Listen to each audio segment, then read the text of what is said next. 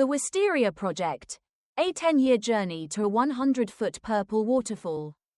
The desire for a wisteria vine often begins with a single, breathtaking image, a purple cascade of blooms tumbling over a wall, a pergola, or the entrance to a garden. It is a vision of romantic beauty, a living curtain of fragrant color that transforms a simple structure into a work of art. For many, this vision is the start of a project, a call to the vine that promises not just a plant, but a legacy. The journey to a magnificent, purple waterfall, however, is not a weekend project. It is a long-term commitment that demands patience, knowledge, and a deep respect for the profound and often paradoxical nature of the wisteria vine. This report serves as a comprehensive guide for the dedicated gardener, detailing the multi-year process of cultivating a wisteria from a simple beginning to a mature, enduring colossus. It is a fusion of first-person narrative and expert botanical analysis, designed to provide both the inspiration and the practical knowledge required to succeed in this ambitious undertaking. Part 1. The first 3 months, from a pod to a promise. The story of the Wisteria project began on a crisp autumn afternoon with the discovery of a single, fuzzy, brown seed pod, split open and dangling from a high branch. Its presence seemed a serendipitous invitation, a sign that the time was right to begin a new journey. With a sense of purpose, the pods were carefully collected, their smooth, hard seeds extracted as the first step in a long, patient process.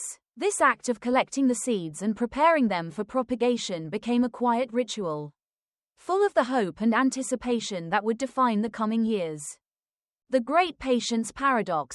Embarking on a wisteria project begins with a fundamental choice: how to propagate the plant. There are 3 primary methods available to the home gardener or horticulturist: growing from seed, from cuttings, or by using a grafted plant. Each method offers a different path forward, but the decision carries a profound, multi-year consequence. The most accessible, and seemingly simplest, method is to grow the plant from a seed. However, this path is often fraught with a significant and often unspoken challenge: time. Plants grown from seeds are known to remain in a juvenile state for a notoriously long period, with some sources reporting that it can take anywhere from 7 to 15 years for the plant to produce its first blooms. The plant's energy during this phase is focused entirely on vegetative growth, not on flowering. For the dedicated gardener, this wait is the ultimate test of commitment. In stark contrast, plants grown from cuttings or those that have been grafted onto established rootstock offer a more predictable timeline. These specimens can reliably begin to flower within 2 to 5 years of planting, providing a much quicker reward for the gardener's efforts. The commercial nursery trade, in recognition of this discrepancy, almost exclusively sells grafted or cutting-grown cultivars to avoid disappointing customers with a decade-long wait for a single flower. This difference is a critical piece of information for managing expectations and understanding that the choice of propagation method is not merely a technical detail but the core of a long-term project. For those who accept the challenge of the seed-to-bloom journey, the process begins with proper germination. The seeds can be soaked in room-temperature water for 3 days to hydrate them before planting. While some recommend scarification, the process of nicking or scratching the hard outer shell to aid germination, it is often unnecessary for wisteria seeds. The seeds should be planted individually at a shallow depth of 1 to 2 centimeters in regular potting soil. The pot should be kept in a consistently moist environment at a temperature between 18 and 21 degrees Celsius.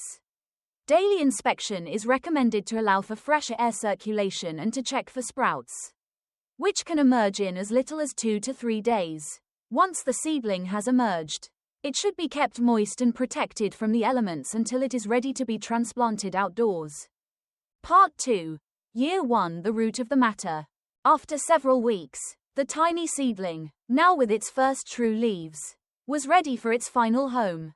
The spot had been chosen months earlier, a sunny corner of the garden against a strong, south-facing wall. Preparing the soil and installing a new, heavy-duty trellis felt like laying the foundation for a monument. As the little plant was gently set into the ground, its roots carefully spread. There was a feeling of profound anticipation. The first year would be a period of patient observation, a time to simply let the plant settle in and establish itself, laying the foundation for a colossus. The location chosen for a wisteria vine is arguably the most important decision a gardener will make, for it is a plant that demands space and the right environmental conditions to thrive. A successful project requires a minimum of 6 hours of direct sunlight per day, while wisteria will survive in partial shade. Flowering will be significantly reduced. The ideal soil is fertile, moist, and well-drained, with a slightly acidic to neutral pH between 6.0 and 7.0. To prepare the soil, it is recommended to amend a wide area, at least 2 to 3 feet in diameter and 18 to 24 inches deep, with organic matter such as peat moss or compost to improve aeration and drainage. A common misstep in the wisteria project is to underestimate the plant's raw physical power. Mature wisteria vines can become a dense, heavy mass, with woody, wrist-thick trunks. It has been documented that the immense weight of an established plant can break flimsy supports and even push drain pipes away from a house. The gardener must understand that a support structure is not a mere decoration. It is a critical piece of infrastructure that must be capable of withstanding hundreds of pounds of weight over decades. A heavy-duty pergola, arbor, or a system of galvanized wires attached to a sturdy wall are the only suitable choices. The first year of the wisteria project is a test of patience. It is normal for a newly planted vine to be slow to break dormancy, sometimes not leafing out until early summer. This is not a sign of failure but simply a period of adjustment as the plant works to establish a robust root system. During this time, the primary care requirement is consistent watering. The young plant needs about an inch of water per week until its roots are fully established in its new location. Once the first leaves appear, the gardener's role is to begin the process of training the vine, gently guiding the young shoots toward the support structure to lay the groundwork for a magnificent future framework. Part 3. Year 2 to 5. The Architect's Challenge. The second year brought with it a surge of new growth, and the quiet, contemplative joy of the first year gave way to a constant, vigilant effort. New runners seemed to explode from every node, reaching out like an octopus's tentacles in a frantic search for something to climb. My role shifted from nurturing a fragile seedling to actively restraining and shaping a force of nature. I spent many hours training the new shoots, tying them to the trellis, and pinching back errant growth to direct the plant's energy toward a strong, permanent form. It was a constant battle, a negotiation between the plant's wild ambition and the desired architectural framework. The biology of growth and the art of training. The immense power of wisteria is a result of a unique biological process. Unlike most woody plants, which achieve radial growth through a single, continuous layer of secondary growth, wisteria develops through the formation of successive cambia. This phenomenon, where the vine forms multiple, successive increments of xylem, wood, and phloem, inner bark, allows it to achieve its characteristic immense strength and flexibility. This unique secondary growth justifies the vine's ability to exert a powerful constricting force that can slowly kill and disfigure live supports, such as trees. During the initial years of development, the gardener's primary task is to establish the plant's permanent framework. This involves selecting a single, vigorous main leader and training it to grow vertically, while directing the lateral side branches to grow horizontally or at a 45-degree angle. As the main leader climbs, its tip should be pruned or pinched back once it reaches the desired height, which encourages the plant to branch out and begin filling in the support structure. The laterals should be spaced at least 18 inches apart to allow the future flower clusters to hang freely without running into each other.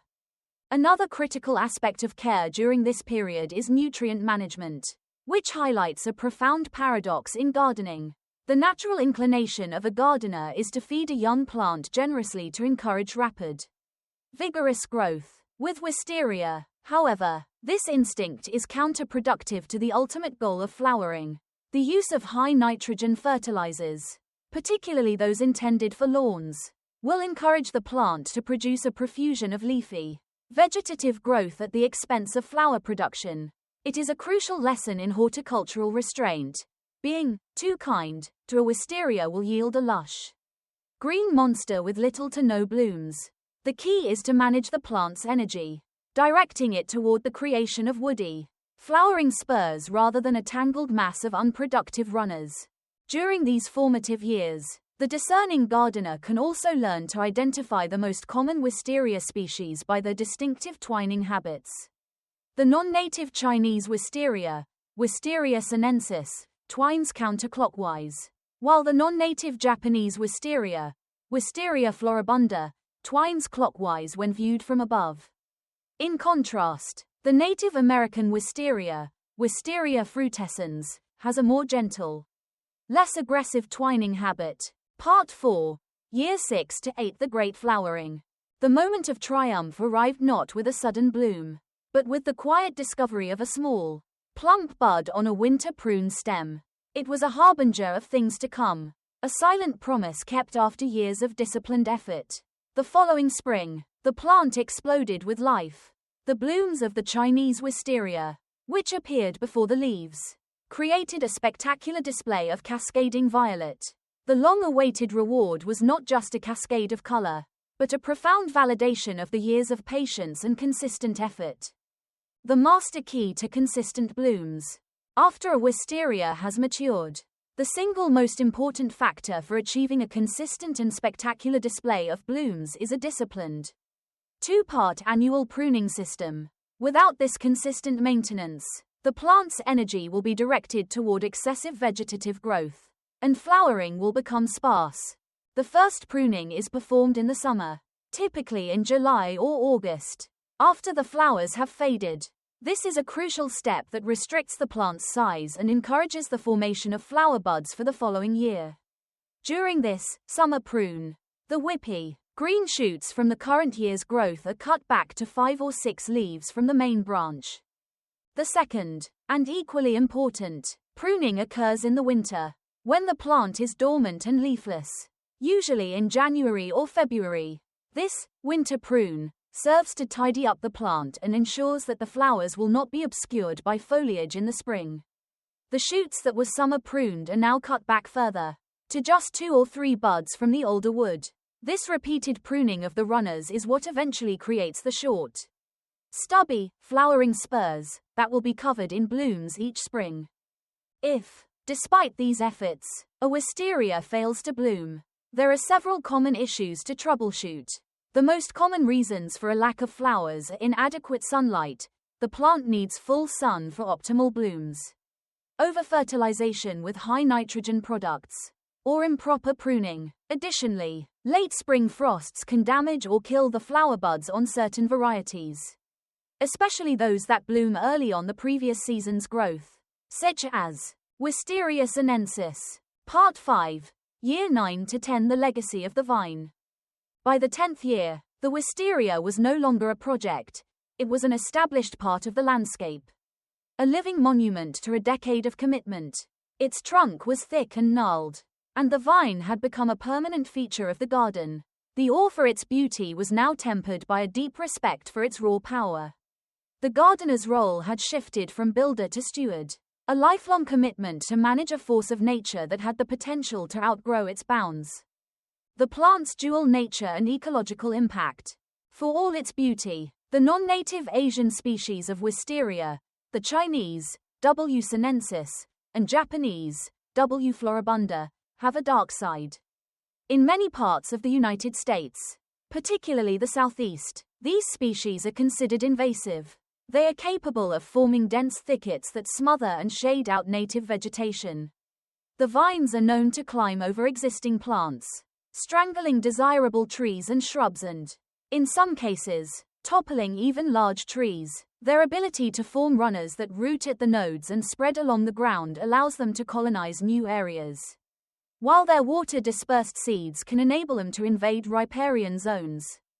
A specific ecological concern is the symbiotic relationship that wisteria roots form with the nitrogen-fixing bacterium Rhizobium. This process can alter the soil's chemistry, giving the invasive species a significant advantage over native plants that have not co-evolved to compete with the elevated nitrogen levels.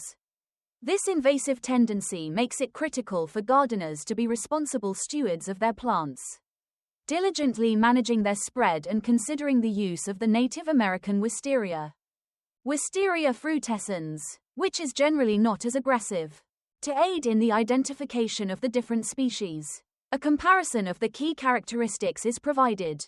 The various Wisteria species can be distinguished by several key characteristics. Chinese Wisteria, Wisteria sinensis. Native to China, twines counterclockwise and typically has 7 to 13 leaflets, though 11 is the most common number. Its fragrant flowers appear before the leaves and are arranged in racemes 15 to 30 centimeters long. The pods of this species are velvety. Japanese Wisteria, Wisteria floribunda, which is native to Japan, twines clockwise and has a higher leaflet count of 13 to 19. Its fragrant flowers appear with the leaves and are notably longer, with racemes ranging from 30 to 45 centimeters, and some cultivars can have racemes as long as 120 centimeters. Like the Chinese species, its pods are also velvety. Both of these Asian Wisteria are considered invasive. In contrast, the Native American Wisteria, Wisteria frutescens, originates from the eastern United States and twines counterclockwise. It has 9 to 15 leaflets per leaf, with flowers that emerge after the leaves. The racemes are shorter, measuring 5 to 15 centimeters, and the pods are smooth. The hybrid Wisteria, Wisteria x formosa, which is a cross between the Chinese and Japanese species, is also invasive. Due to hybridization, it can be difficult to distinguish from its parent species. Its leaflets vary with some overlap. Its pods are velvety, and its racemes are about 25 centimeters long. It typically blooms in late spring or early summer. Beyond its invasive nature, the Wisteria plant is also a potential health hazard. A report on this plant's cultivation would be incomplete without a clear and explicit warning regarding its toxicity. All parts of the plant, but especially the seeds and pods, contain the harmful chemicals lectin and wisterin. Ingestion can cause a range of unpleasant and sometimes serious symptoms in humans, including a burning sensation in the mouth, stomach pain, vomiting, and diarrhea that can last for up to 2 days. Case studies have documented the hospitalization of individuals who ingested wisteria seeds. The plant is also considered toxic to pets, and ingestion can lead to symptoms such as vomiting, diarrhea, and depression in cats and dogs. Part 6. An everlasting relationship. Beyond the first decade. The relationship with a mature wisteria is not a task but a lifelong dialogue. The plant, now a permanent feature of the garden, requires ongoing stewardship. The gardener is no longer just a caretaker but a protector, ensuring the plant's power is directed to its intended purpose while respecting its wild nature. The annual cycle of summer and winter pruning continues, a rhythm of care that has been a part of my life for over a decade now. The Steward's Guide to Long-Term Care. For a mature wisteria that has become overgrown or neglected, a more aggressive approach is sometimes necessary. This renovation pruning involves drastically cutting back the plant to a skeletal framework of well-spaced branches, which may be needed to remove old, worn-out growth or to address a vine that has begun to damage its support structure. This is a daunting task that requires a careful and unhurried approach, as thick, twisted branches may need to be cut back to a main branch or even to the ground. The consequence of this hard pruning is a significant and predictable response from the plant, a surge of strong, new vegetative growth and a reduction in blooms for the next 2 to 3 years as the plant regains its vigor. An advanced technique sometimes used to shock a mature, reluctant plant into flowering is root pruning. This is done by driving a sharp shovel into the soil in a circle around the base of the plant, approximately 2 to 3 feet out from the main trunk, to sever some of the long, reaching roots. This intentional, mild stress can force the plant to shift its energy from vegetative growth to flower production. A dedicated steward also understands the importance of managing the plant's spread. The gardener must be vigilant in removing runners and suckers that sprout from the base of the plant, as these can easily colonize new areas if left unchecked. Likewise, it is crucial to inspect the vine's support system annually, ensuring that its immense weight is not causing damage to the structure or to nearby buildings. Conclusion: the purple waterfall's enduring power. The journey from a single seed to a magnificent wisteria is a testament to the power of patience. The story of a wisteria is one of transformation, from a fragile seedling to a living monument that will endure for generations. It is a relationship forged not in a season, but in a decade of consistent, and sometimes ruthless, stewardship. The spectacular cascade of flowers is the reward, but the true prize is the understanding that comes from the long, patient process itself. The knowledge shared in this report underscores the core principles of the Wisteria project. The success of a wisteria vine begins with a careful decision about propagation and site selection, is shaped by a disciplined approach to training and pruning, and is sustained by a vigilant commitment to its long-term care.